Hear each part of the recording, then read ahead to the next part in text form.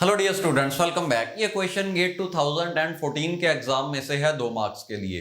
Question में कहा है किसी होस्ट ए ने होस्ट बी को फाइल भेजनी है और ए और बी कनेक्टेड हैं via 2 routers, router R1 and R2। जो लिंक्स हमने कनेक्शन के लिए यूज किए हैं उन लिंक्स की बैंडविड्थ है 10⁻⁶ बाइट्स पर सेकंड और जो फाइल सेंड करनी है वो है 1000 बाइट्स की। ओके, अब 3 केसेस की बात की गई है, केस 1, केस 2, केस 3। केस 1 में इस 1000 बाइट्स की फाइल का एक ही पैकेट बना के एक ही बारी में भेज दिया गया। केस 2 में हमने इस फाइल के 10 पैकेट्स बनाए ऑफ इक्वल साइज और केस 3 में हमने इस फाइल के 20 पैकेट्स बनाए of equal size. Okay, case 1 में जो टोटल टाइम लगा वो T1 था, केस 2 में जो टोटल टाइम लगा वो T2 है, यानी कि 10 के 10 पैकेट्स यहां पे रिसीव होने में जो टाइम लगा वो है T2। सिमिलरली केस 3 में T3 टाइम लगा। ओके, अब क्वेश्चन में यह भी गिवन है कि आप propagation delay as well as processing delay neglect कर सकते हो, यानी कि यहां से अगर एक पैकेट ट्रांसमिट हो गया तो वो इमीडिएटली यहां पे पहुंच जाएगा, लास्ट बिट को कोई भी प्रोपोगेशन डिले नहीं लगेगा और यहां पे भी प्रोसेसिंग की जरूरत नहीं है। एक बार पैकेट यहां पे रिसीव हुआ इमीडिएटली वो आगे ट्रांसमिट हो जाएगा। Okay, so propagation delay as well as processing delays are neglected. आपने बताना है T1, T2 और T3 में रिलेशन क्या है, यानी कि इनमें से कौन सा टाइम ज्यादा है और कौन सा टाइम कम है। अब ऐसा करो, मैं यहां पे क्वेश्चन डिस्प्ले कर रहा हूं, आप पॉज करके एक बार क्वेश्चन पूरा पढ़ लो। तो स्टेटमेंट देख के आप लोगों को लग सकता है कि ये क्वेश्चन थोड़ा डिफिकल्ट होगा, बट एक्चुअली ऐसा नहीं है। This is a rather easy question, okay? And one more thing that is given in the question is कि पैकेट साइज चाहे कुछ भी हो, यानी कि चाहे आप केस 1 की बात कर रहे हो चाहे केस 3 की बात कर रहे हो, हर पैकेट पे 100 बाइट्स का हेडर लगेगा ही लगेगा। Okay, so let's start this question. सबसे पहले केस 1 की बात करते हैं। जब आप इस फाइल को as a single packet send कर रहे हो तो पैकेट का टोटल साइज क्या होगा? 1000 bytes of data plus 100 bytes of header, तो पैकेट साइज केस 1 में है 1100 बाइट्स। तो जो ट्रांसमिशन टाइम लगेगा केस 1 में that will be 1100 bytes divided by 10⁻⁶ bytes पर second. Okay, transmission time is defined as length of the packet divided by bandwidth available. Okay, तो इसे अगर आप सॉल्व करो ये आएगा 1100 माइक्रोसेकंड्स। ओके, अब देखो ए को या सोर्स को इस पैकेट को ट्रांसमिट करने में इतना टाइम लगेगा, उसके बाद आपको कोई भी प्रोपोगेशन डिले नहीं कंसिडर करना, यानी कि 1100 माइक्रोसेकंड्स के बाद सारा पैकेट यहां पे रिसीव हो गया। अब ये राउटर R1 1100 माइक्रोसेकंड अलग से लेगा उसे ट्रांसमिट करने के लिए, पैरेलली R2 भी 1100 माइक्रोसेकंड्स लेगा। तो T1 की वैल्यू कितनी आई? T1 की वैल्यू आएगी 3300 माइक्रोसेकंड्स, क्योंकि 1100 यहां पे लगे, 1100 यहां पे लगे और 1100 यहां पे लगे, तो केस 1 में पूरी फाइल 3300 माइक्रोसेकंड्स में ट्रांसमिट हो गई। ओके, मैं यहां पे लिख रहा हूं दैट इज 1100 इंटू 3। अब केस 2 की बात करो। केस 2 में एक पैकेट का साइज है 1000 डिवाइडेड बाय 10, यानी कि 100 बाइट्स, और उसके ऊपर 100 बाइट्स का ही हेडर है, तो एक्चुअल साइज ऑफ पैकेट या टोटल लेंथ ऑफ पैकेट होगी 200। तो transmission time in case 2 will be 200 bytes divided bye, ये एक्चुअली 1100 बाइट्स था, बाइट्स और बाइट्स कैंसिल हो गया तो आपके पास यूनिट्स बचेंगे सेकंड, और 10⁻⁶ होगा 1 माइक्रो। यहां पे पैकेट साइज है 200, बैंडविड्थ है 10⁻⁶ बाइट्स पर सेकंड, ये आएगा 200 माइक्रोसेकंड्स। ओके, अब हमारे पास टोटल 10 पैकेट्स हैं। पहले पैकेट को ट्रांसमिट करने में 200 माइक्रोसेकंड्स लगेंगे सोर्स पर, तो जब से हमने शुरू किया उस टाइम से 200 माइक्रोसेकंड्स के बाद पहला पैकेट यहां पे होगा। ओके, और ये दूसरा पैकेट ट्रांसमिट करना शुरू कर देगा क्योंकि अभी इसके पास और डाटा है। अब अगले 200 माइक्रोसेकंड्स के बाद ये पैकेट नंबर 1 यहां पे होगा और ये पैकेट नंबर 2 यहां पे आ जाएगा। सोर्स अब पैकेट नंबर 3 ट्रांसमिट करेगा।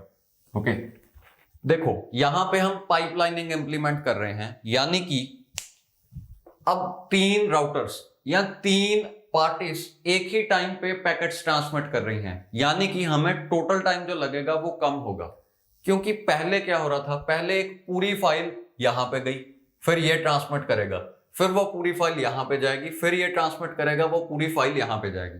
बट अब तीनों के तीनों राउटर्स या एक सोर्स और 2 राउटर्स एक ही टाइम पे पैकेट्स ट्रांसमिट कर रहे हैं, तो ऑब्वियसली कम टाइम लगेगा। अब देखो पैकेट नंबर 1 यहां से ट्रांसमिट हो रहा है to the destination, packet number 2 यहां से ट्रांसमिट हो रहा है, तो एक और स्लॉट के बाद या एडिशनल 200 माइक्रोसेकंड्स के बाद पहला पैकेट बी तक पहुंच जाएगा,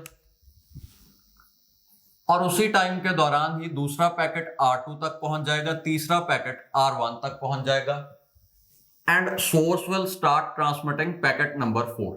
अब देखो पहले पैकेट को यहां तक पहुंचने में टोटल टाइम कितना लगा, एक बारी ट्रांसमिट होने में 200 माइक्रोसेकंड्स लगे। पहला पैकेट 1 2 3 बारी ट्रांसमिट हुआ, यानी कि पैकेट नंबर 1 को 200 माइक्रोसेकंड्स इनटू 3 इतना टाइम लगेगा। ओके, बट पैकेट 2 को देखो कितना टाइम लगा, ऑलरेडी इसी टाइम के दौरान ही पैकेट 2 तो यहां तक पहुंच चुका है। अब सिर्फ एक स्लॉट में, यानी कि सिर्फ 200 माइक्रोसेकंड्स में पैकेट 2 रिसीव हो जाएगा। ओके, अब जब पैकेट 2 यहां पे पहुंच गया लाइक दिस, उसी टाइम के दौरान ही पैकेट 3 यहां पे आ चुका होगा, पैकेट 4 यहां पे आ चुका होगा, और पैकेट 5 यहां से ट्रांसमिट होना शुरू हो गया होगा। ओके, तो अब देखो अब एक और 200 माइक्रोसेकंड्स के बाद पैकेट 3 आ जाएगा, फिर अगले 200 माइक्रोसेकंड्स में पैकेट 4 आ जाएगा, एंड सो ऑन। यानी कि पैकेट नंबर 2 to 10 ये सारे 200 माइक्रोसेकंड्स ही लेंगे, यानी कि टोटल टाइम कितना लगेगा, एक पैकेट को 200 माइक्रोसेकंड्स चाहिए, तो टोटल 9 पैकेट्स हैं, यानी कि 200 माइक्रोसेकंड्स इंटू 9, टोटल इतना टाइम लगेगा। तो इन दोनों को ऐड करो, पैकेट 1 का टाइम और पैकेट नंबर 2 से पैकेट नंबर 10 का टाइम, इन्हें अगर आप ऐड करोगे तो वो होगा 200 इंटू 12, यानी कि 2400 माइक्रोसेकंड्स। ओके, अब देखो मैंने आपको कहा था कि टाइम रिड्यूस होगा अगर हम पैकेट साइज को रिड्यूस करें। पहले पैकेट बहुत बड़ा था तो टाइम कितना लग रहा था, 3300 माइक्रोसेकंड्स। अब हमने पैकेट साइज रिड्यूस किया और पाइपलाइनिंग प्रेफर स्मॉलर पैकेट्स, तो टाइम कम होगा। देखो 33 से कम होके अब सिर्फ 2400 माइक्रोसेकंड्स लग रहे हैं। So I am noting it here, इस केस में 2400 माइक्रोसेकंड्स लगे। ओके, अब देखो अगर आप पैकेट साइज रिड्यूस करते जाओ तो टाइम भी कम होता जाएगा, यानी कि ये है पैकेट साइज, ये है टाइम। आप पैकेट साइज रिड्यूस कर रहे हो, टाइम भी कम हो रहा है, बट एक लिमिट पे आके टाइम रिड्यूस नहीं होगा, यानी कि इससे कम टाइम लग ही नहीं सकता। अगर आप और पैकेट साइज रिड्यूस करो तो टाइम इंक्रीज होना शुरू हो जाएगा। ओके, देखो ऐसा इसीलिए है क्योंकि एक लिमिट पे आके ओवरहेड्स इतने ज्यादा हो जाएंगे कि टाइम फिर से इंक्रीज होना शुरू हो जाएगा। देखो जब एक ही पैकेट भेजा गया था तो ओवरहेड कितना था, एक ही हेडर यानी कि 100 बाइट्स, बट जब हमने 10 पैकेट्स भेजे तो 10 हेडर्स भी तो गए, अब ओवरहेड 100 ना होकर के 1000 बाइट्स हो रहा है। ओके, जब हम 20 पैकेट्स भेजेंगे तो 20 हेडर्स जाएंगे। हेडर एक्स्ट्रा इंफॉर्मेशन है, एक्चुअली हम सिर्फ डाटा भेजना चाहते हैं, बट उस डाटा को सही जगह भेजने के लिए, सही से एरर फ्री भेजने के लिए हमें हेडर भी भेजना पड़ता है, तो header is a overhead. 20 packets में हेडर बहुत ज्यादा हो जाएगा, हो सकता है अब टाइम 2400 से ज्यादा लगे, यानी कि केस 3 में हो सकता है टाइम इंक्रीज हो जाए। लेट्स सी, देखो केस 3 में क्या होगा, एक पैकेट का साइज है 50 बाइट्स। ओके, सो ट्रांसमिशन टाइम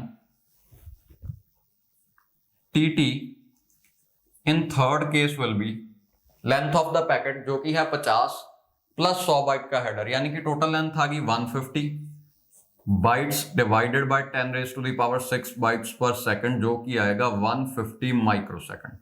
तो एक पैकेट को इतना टाइम लग रहा है, यानी कि पहला पैकेट यहां तक पहुंचने में 150 into 3 माइक्रोसेकंड्स लेगा। देखो पहले पैकेट को लगेगा 150 इंटू 3, एक टीटी यहां, एक टीटी यहां और एक टीटी यहां, ठीक है। उसके बाद हर एक ट्रांसमिशन टाइम में एक एक पैकेट मिलता जाएगा, यानी कि बचे हुए 19 पैकेट्स को 150 माइक्रोसेकंड्स ईच लगेंगे। तो जो टोटल टाइम होगा वो होगा 150 इंटू 19 प्लस 3, यानी कि 3300 माइक्रोसेकंड्स। तो देखो पहले केस में टाइम 33 लग रहा था, दूसरे केस में ये रिड्यूस होकर 2400 तक आ गया, बट तीसरे केस में ये वापस 3300 पर ही चला गया। ओके, एनीवेज आंसर देखो क्या आया। आंसर आया T1 is equal to T3, T3 is greater than T2 and T1 is greater than T2। Okay, ये है आपका आंसर। अब ऑप्शन डी शायद सही था, लेट मी सी कौन सा ऑप्शन सही है।